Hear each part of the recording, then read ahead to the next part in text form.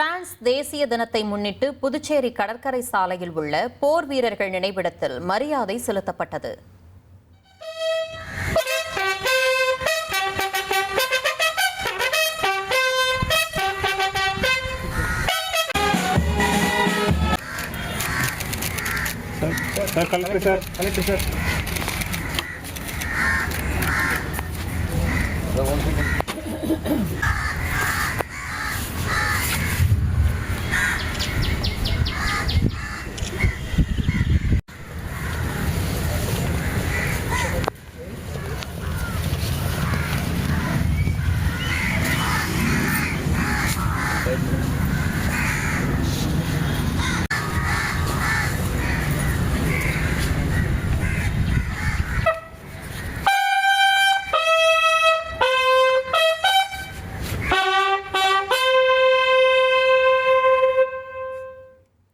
இந்த நிகழ்ச்சியில் இந்தியா மற்றும் பிரான்ஸ் ஆகிய இரு நாடுகளின் தேசிய கொடிகள் ஏற்றப்பட்டு தேசிய கீதங்கள் இசைக்கப்பட்டன.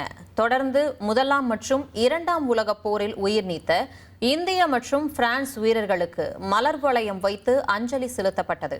இதில் புதுச்சேரி மற்றும் சென்னைக்கான பிரான்ஸ் துணை தூதரகர் ஜூன் பிலிப் ஹூதர், மாவட்ட ஆட்சியர் கிளோ துங்கன் மற்றும் பிரெஞ்சு தூதரக அதிகாரிகள் கலந்து கொண்டு மரியாதை செலுத்தினர்.